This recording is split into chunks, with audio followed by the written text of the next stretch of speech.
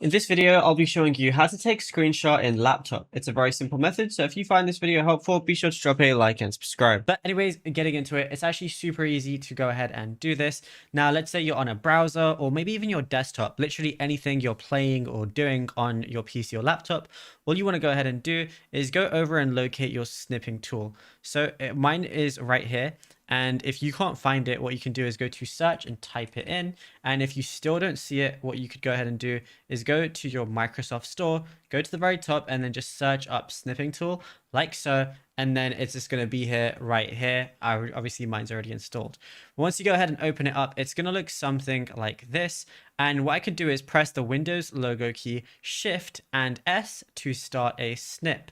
So I can just remember this shortcut. I can have this open in the background, or I don't even have to have it open.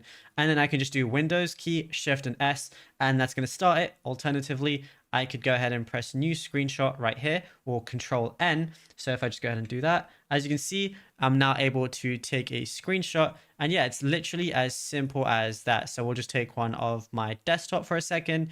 And yeah, that's literally it.